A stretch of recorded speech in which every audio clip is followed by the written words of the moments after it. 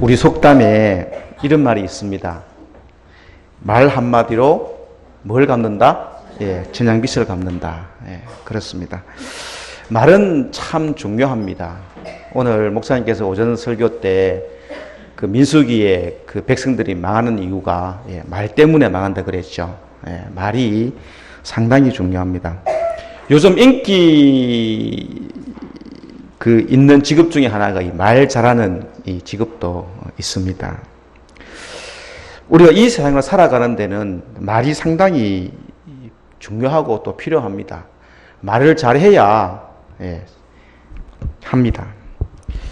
어떤 분들은 그 목회자들도 말을 잘해야 한다고 이렇게 생각을 합니다. 그렇죠. 목회자는 하나님의 말씀을 전하는 말이기 때문에 일반적인 말하고는 조금 차이가 납니다. 어쨌든 목회자들도 말을 잘해야 된다. 강단에서 설교하는 목회자가 말을 잘해야 성도님도, 조는 성도님도 없고 하품하는 성도님도 없고 이렇게 될 텐데, 목회자가 특히 오후 시간에 말씀을 전할 때 꾸벅꾸벅 졸고 하품하면 참 답답합니다. 답답합니다. 그런데 아무리 말을 잘하고 해도 꼭 주무시는 분이 있습니다. 강단에서 설교하시는 목사님 입장에서 보면 참 너무한다 이렇게 생각이 되겠지만 앉아있는 성도님상에서 보면은 또 안 그렇습니다. 어느 목사님이 설교 시간에 하도 교인이 졸아서 옆에 있는 집사님한테 김 집사님 그 옆에 박지선 좀 깨워주세요 이랬더니만 김 집사님이 목사님 하시는 말씀, 목사님이 재웠으니까 목사님이 깨우세요.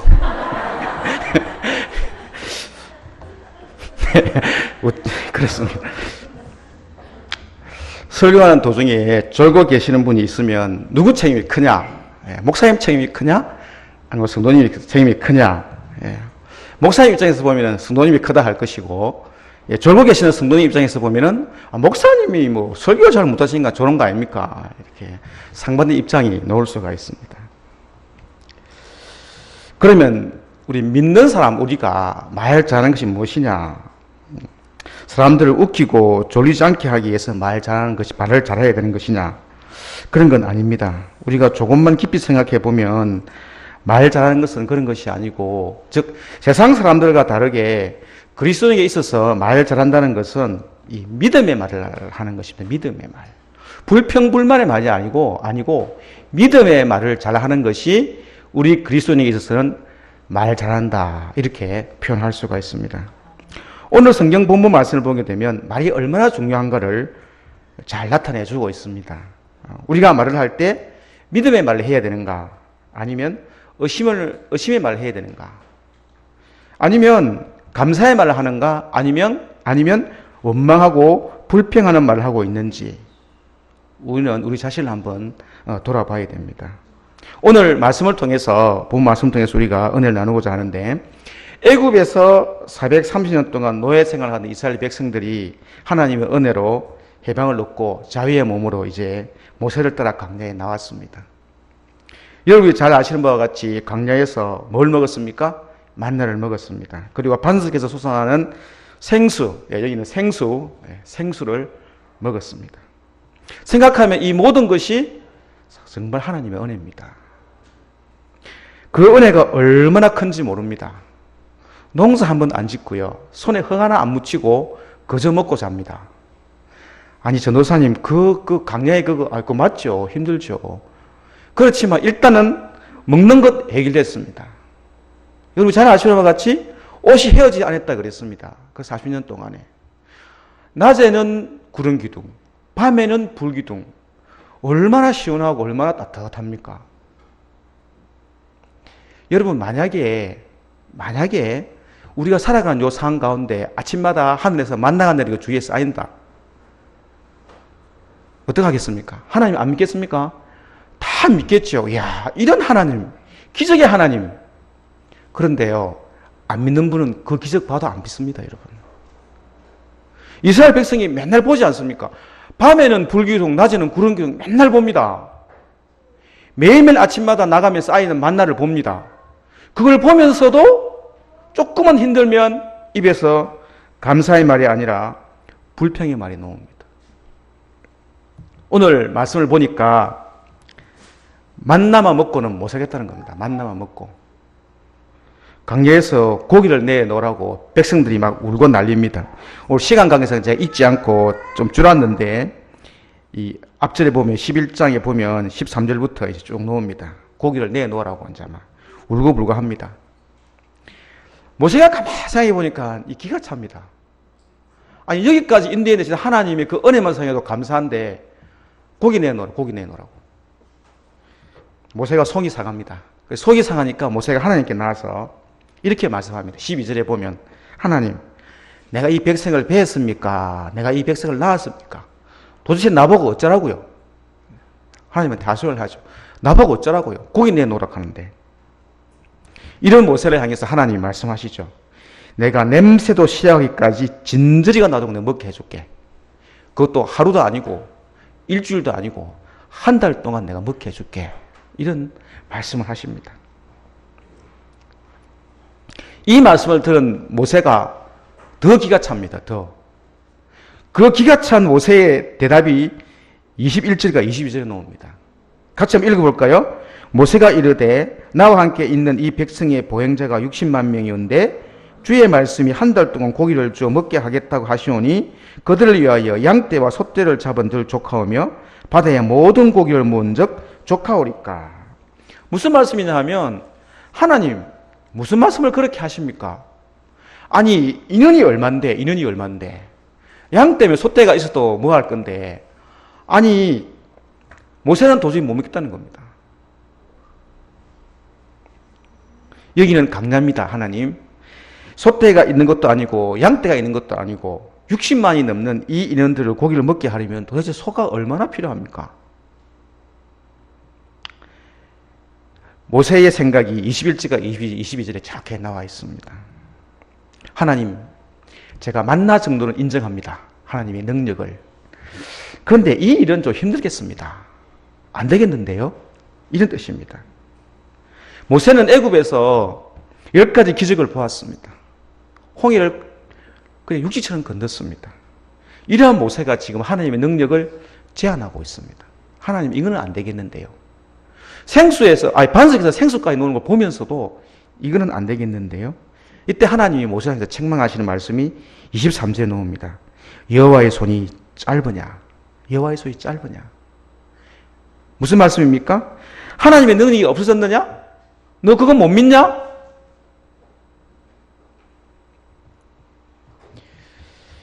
정말로 경상도 말로 말하면 내가 정말 못할 것 같냐? 한번 봐라. 이런 뜻이죠. 한번 봐라. 그러면 우리는 어떻습니까? 우리도 하나님을 어느 한도 안에서만 하실 수 있다고 믿고 있지는 않습니까? 주님이 약속하신 말씀이 여기에 다 기록되어 있는데 어디에 기록되어 있습니까? 여기에 다 기록되어 있는데 100% 믿지 못하고 모세처럼 반만 믿습니다. 아니 반도 안 믿는 분이 계신데 반도 안 믿고 10%. 모세처럼 하나님 이것은 가능한데 저것은 어렵겠습니다. 주님 이것은 안 되겠는데요? 네, 이런 생각, 이런 믿음을 가지고 있다는 겁니다. 만약 우리에게도 오늘 본문의 모세처럼 하나님의 능력을 제한하여 믿고 있다면 주님은 우리를 책망하실 것입니다. 하나님은 능치 못할 일이 없는 분인 줄 믿으시기 바랍니다. 천지를 지으신 분이며 세상 모든 만물을 창조하신 창조주 하나님을 이스라엘 백성 믿지 못해서 믿음의 말을 하지 못하고 불평의 말을 하고 있습니다. 그러면 그렇게 한 이유가 뭐냐? 도대체 이유가 뭐냐? 말씀을 가만히 보니까 여기 11장 4절 말씀을 다시 한번 보겠습니다. 11장 4절 말씀 같이 읽어볼까요? 그들 중에 섞여 사는 다른 인종들이 탐욕을 품음에 이스라엘 자손도 다시 울며 이르되 누가 우리에게 고기를 줘 먹게 하랴. 여기 보면 그들 중에 섞여 사는 다른 인종, 요 인종이 누구냐 그러면 시간 관계상 제가 찾지는 않겠습니다만 출애굽할 때 같이 따라 놓은 족속들입니다. 이게 어디 나오냐 그러면 출애굽기 12장 37절과 38절에 나옵니다.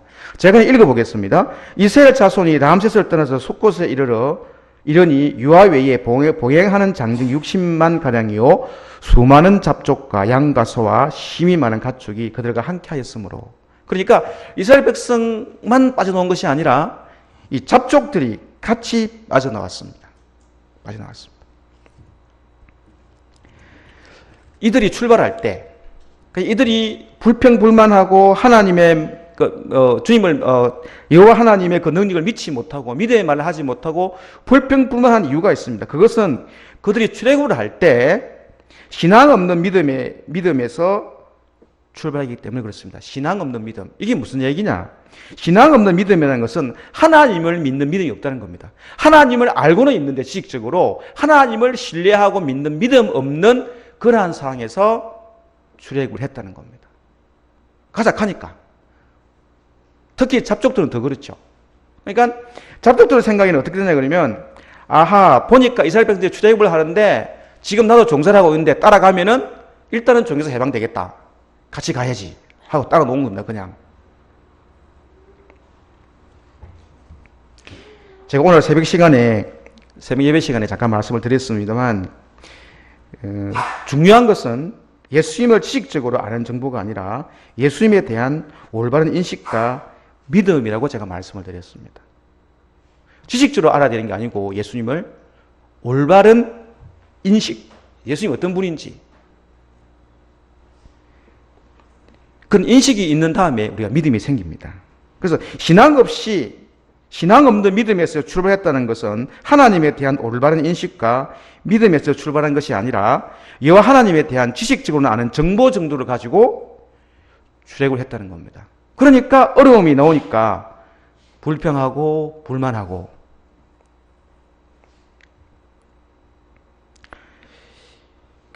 우리도 신앙 없는 믿음으로 하나님께 나오면 이스라엘 백성들처럼 우리에게 고난이 닥치면 똑같습니다. 불평하고 불만합니다. 신앙 없이 출발하기 때문에. 그 하나님을 지식적으로 알고 우리에게 고난이 닥쳐도 원망하고 불평하지 않으려면 그럼 어떻게 해야 될까요? 간단하죠. 하나님의 지적인 정보 정도를 알고 있어는 안 되고 하나님이 어떤 분인지 하나님에 대한 올바른 인식과 믿음을 가져야 됩니다. 그리고 이러한 믿음을 가졌으면 말씀에 순종하는 삶의 태도로 나아가서 원망과 불평을 하지 말아야 됩니다. 한마디로 딱 줄여서 말하면 우리의 믿음을 키우면 됩니다. 딱 간단합니다. 우리 믿음을 키우면 됩니다. 그러면 한마디로 믿음을 키우려면 어떻게 해야 되느냐? 민수기에 잘 나와 있죠. 이 성경책에. 왜? 이스라엘 백성이 믿음을 키워서 가나안 땅에 들어갔는데 몇 년 걸렸습니까? 40년 걸려 40년. 지금 뺑뺑이 돌렸거든요. 고난 가운데 뺑뺑이를 돌렸거든요. 우리도 믿음을 키우려고 하면 어떻게 되느냐? 우리도 이스라엘 백성들처럼 그런 고난이 필요합니다. 어떤 고난이냐? 힘든 고난 아닙니다. 제 나름대로 제가 한번 정리를 해봤습니다. 우리 성도님들이 믿음을 키우려면 어떻게 하면 딱 좋을까? 1단계, 2단계, 3단계. 제가 단계를 한번 나눠봤습니다. 1단계. 일단은 성경을 읽자. 말씀이 들어와야 되거든요. 성경을 읽어야 되는 게 아니고 기도도 해야 됩니다. 일단은 말씀을 읽어서 내 안에 말씀이 들어와야 됩니다. 말씀 안 읽고 가만히 있으면 안 들어옵니다. 말씀을 읽어야 됩니다. 주일 예배에 꼭 나와야 됩니다. 근데 주일 예배가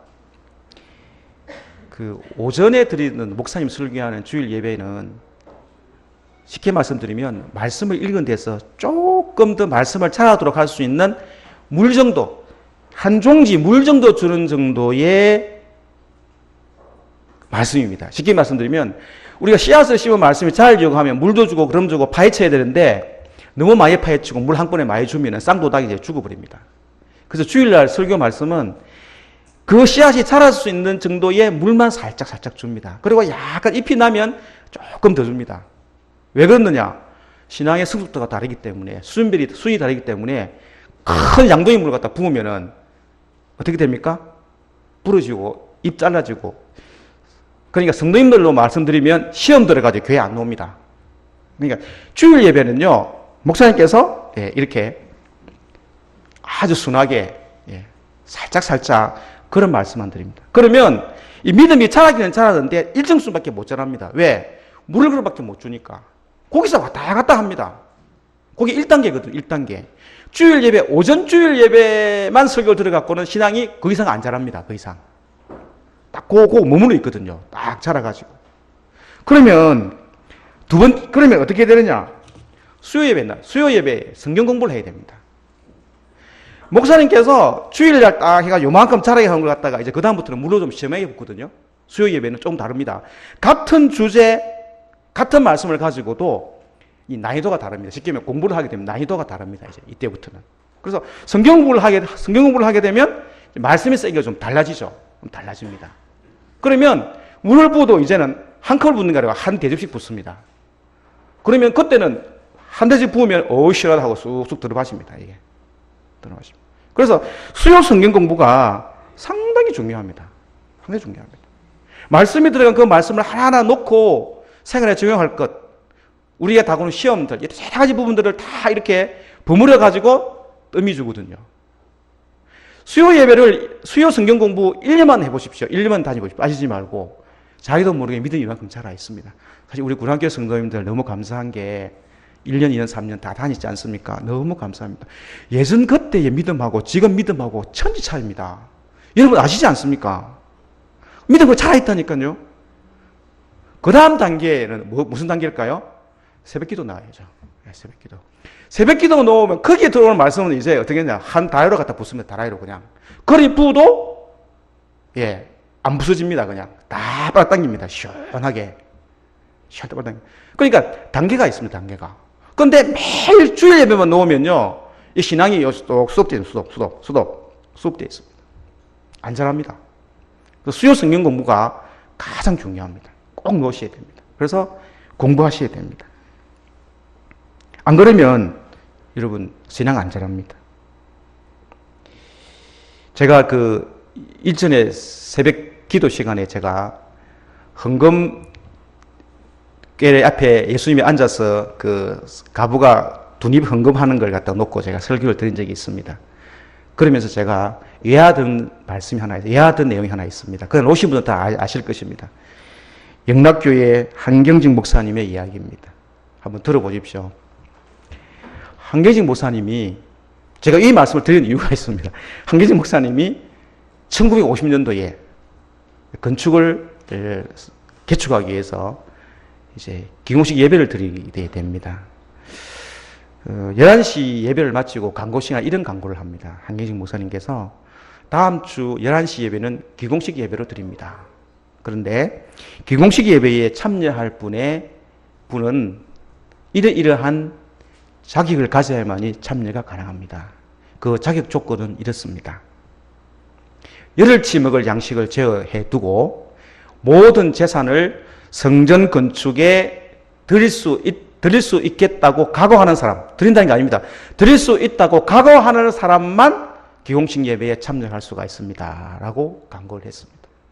그 당시에 150명 정도의 교인이 나온다고 그러더라고요. 150명 정도. 그런데 그 다음 주일에 몇 명이나 참석했을까요? 그런데 오신 분은 다 들어서 알겠지만 몇 명 참석할 것 같습니까? 10명? 20명? 누가 50명 했습니까? 53명이 참여해서 53명이. 열흘 놔두고 성전 건축을 위해서 바칠 각오가 되어 있는 사람. 여러분, 이런 설교가 만약에 11시 예배에 선포가 됐다. 시험 다 둡니다. 이런 시험 다 둡니다. 그 말씀은 11시 예배 설교가 11시 예배에 안 되거든요. 안 됩니다. 여러분. 그러니까 목사님이 말씀을 전해도 거기에 맞춰 전하기 때문에 우리가 다 다릅니다. 그런데 언젠가는 우리 군안교회도 아마 열흘치는 좀 그렇고 조금 날짜를 좀 이렇게 해서 언젠가는 우리 군안교회도 성전건축 하니까 좀 열심을 내서 좀 특별 건축금 하도록 하십시오 하는 광고가 나올 줄 믿습니다. 아무도 아멘 안 하시죠? 두 분 아멘 하셨네. 네, 하셨네. 네. 여러분, 그게 뭐냐 그러면 내 믿음대로 가는 믿음대로 갑니다. 그러니까 그런 믿음이 안 돼 있으면 그 말씀 선포하면은요, 시험 들어가지고 그 다음 주 교회 안 놉니다, 여러분. 안 논다니까요. 그러니까 믿음의 그 수준밖에 못 자라는 거죠. 조금씩 물을 줘가지고 조금씩 해야 되는데, 근데 그런 말씀이 선포될 때 어이 시원하다 하고 받아 먹는 분은 믿음의 나무가 이만큼 커 있는 거죠. 커 있는 겁니다.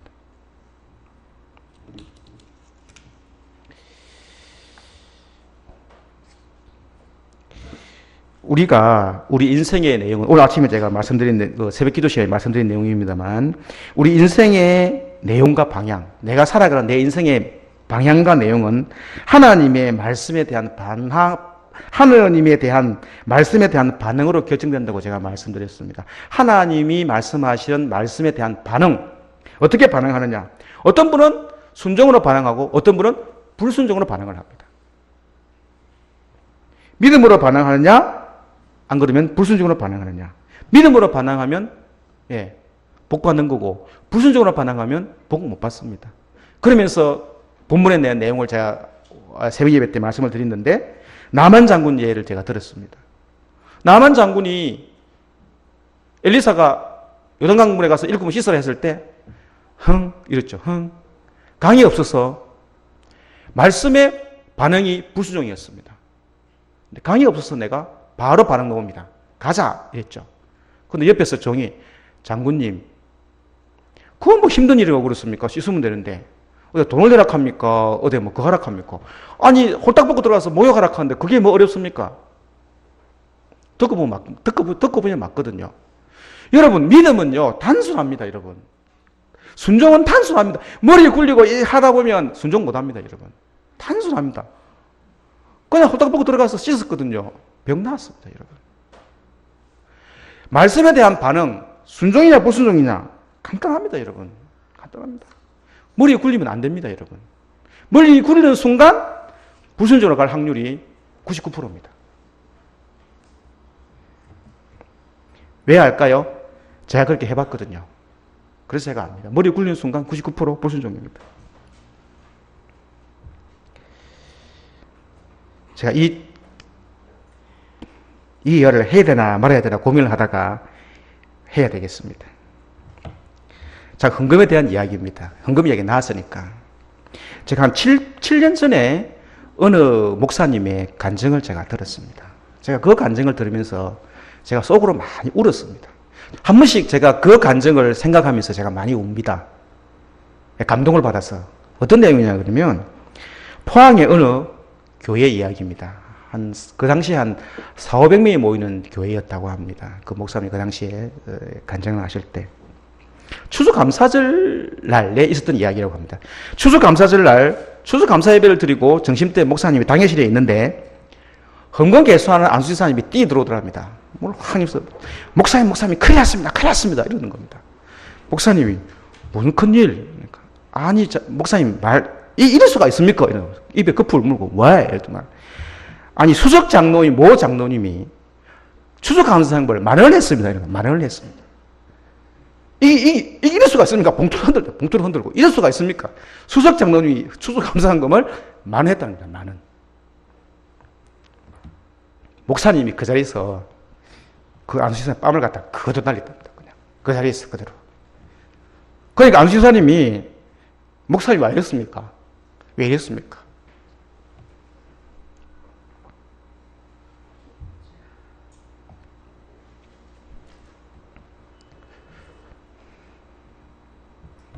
목사님이 멧돼지 박으면서 너희에서 꿇어앉아.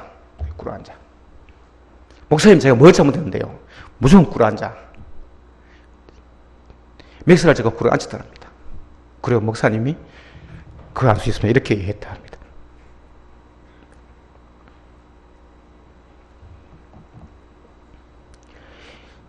네가 이 교회에 놓기 전에 그 장로님은 자기 집 팔아서 이 교회에 세웠다.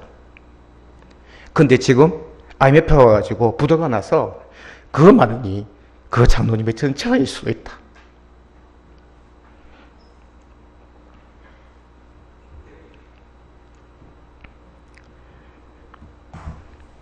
그런데 너는 그것도 모르고 내한테 뚝 가서 고저질 하느냐. 여러분, 하나님은요, 제가 헌금 새벽 설교할 때 그 설교를 하려고 하다가 제가 안 했는데 시간이 없어서, 하나님은요 우리의 가지고 있는 일부를 보는 것이 아니라 모든 것을 보고 계십니다. 모든 것을 봅니다. 너가 가진 그거 보는 게 아니고 네가 얼마를 가지는지 그 모든 것을 보시고 그 모든 것을 하나님은 원하십니다. 재능이면 재능, 시간이면 시간. 그렇습니다. 그 목사님이 그 안수심에 이랬다는 겁니다. 그 장로님이 전 재산, 전 집을, 자기 집을 팔아서 이 교회 건축할 때 너는 교회 놓지도 않았다. 그리고 네가 이거 내가 말 안 했으면 너가 온 교회들한테 헌금 수석 장로님 많이 했다고 너 고생을 하니까 아니다. 만약에 이 시간 이후부터 수석 장로님 감사한거 많이 했다는 소리가 내게 들으면 니 죽을 줄 알아, 내한테. 그냥 바로 이야기했다는 겁니다. 그래서 안수사님이 목사님 정말 잘못했습니다. 제가 정말 잘못했습니다. 물론 그 장로님이 이제 사위 회복돼서 다시 예전처럼 돌아왔다는 간증도 같이 했습니다.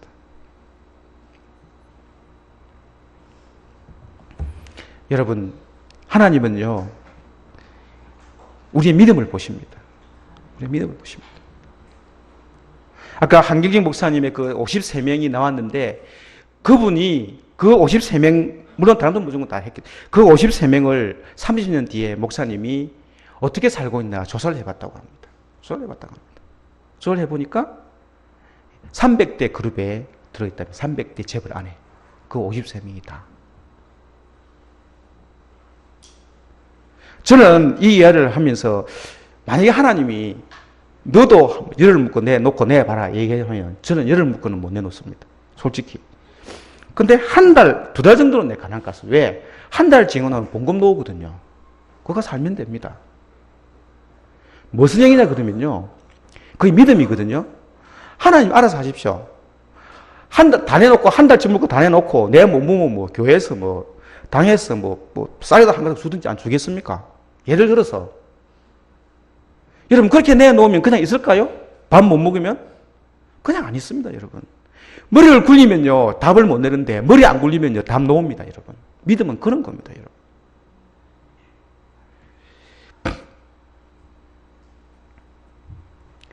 아까 제가 앞에 잠깐 제가 조는 성도, 잠자는 성도 누구 책임이냐 이렇게 잠깐 여쭤봤는데요. 제 개인적으로는 목회자 책임 50%, 잠자는 자 성도 50% 저는 이렇게 생각을 합니다. 제 개인적으로는.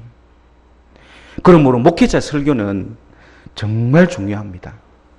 이 성도들의 신앙 진행을 위해서 목회자들은 사실은 목숨을 걸어야 됩니다. 목숨을 걸어야 됩니다. 아주 어린 유치부, 유아부, 유치부, 아동부, 중고등부, 청년부, 장류부 할 것 없이 내게 맡겨진 양떼들을 위해서는 목숨 걸고 사역하지 않으면요 안 됩니다. 왜 그러냐 하면 이것은 주님이 내게 맡겨주신 사명이기 때문에 그렇습니다. 목숨 걸고 그렇게 하지 않으면 사실 지금은 당장 그만둬야 됩니다. 사역하시는 분들은. 양떼의 처지와 형편을 알아 살피고 거기에 알맞는 풀을 먹여야 됩니다. 그냥 대충 먹이면 안 됩니다. 대충 먹이면 압니다. 누가 압니까? 성도님들은 압니다, 여러분. 대충 먹이면 대반 압니다. 그리고요, 또 누가 압니까? 하나님이 아십니다, 여러분. 하나님이 아십니다. 목회자라고 해서 다 주님의 정일까요? 아닙니다, 여러분. 12제자 중에 가룟 유다는요, 예수님을 팔았고요. 스스로 목숨을 끊었습니다, 여러분. 예수님을 직접 보고 같이 동행 제자가 그랬습니다, 여러분. 먹고 사는 게 목회하는 것보다 더 중요해서 저는 대충 했습니다. 솔직히 저는 대충 했습니다. 그러나 지금은 예전에 비해서 대충 할 때보다 최선을 다할 때가 더 많아졌습니다. 솔직히 좀 많아졌습니다. 제가 얼마 전 수요 예배 때 제가 말씀드리지 않았습니까? 일주일 내내 말씀에 젖어 사는 목회자는 참 좋겠다. 참 좋겠다. 왜 말씀에 젖어 사니까. 영업하는 우리들은 밖에 나면 전쟁터이기 때문에 그거 싹 내려놓고요. 그냥 똘똘 무장하지 않으면 당하니까. 근데 목회하시는 분들은 내 말씀이 젖어서 하니까 참 좋겠다는 말씀을 제가 한번 드렸습니다. 신앙 없는 믿음으로 출애굽한 이스라엘 백성들은 조금 어려움이 와도 불평하고 원망했습니다. 신앙 없는 믿음에서 출발하면 문제가 생깁니다, 여러분. 하나님 일도 마찬가지입니다. 신앙 없는 믿음에서 출발하면 문제 생깁니다. 목회자도 마찬가지, 우리 성도는 마찬가지, 중직자도 마찬가지입니다. 중직자들도 똑같습니다. 그만큼 믿음은 중요합니다, 여러분. 믿으려고 하면 목숨 걸고 믿어야 됩니다. 반쯤 담그고 믿으면 힘듭니다, 여러분. 정말 힘듭니다.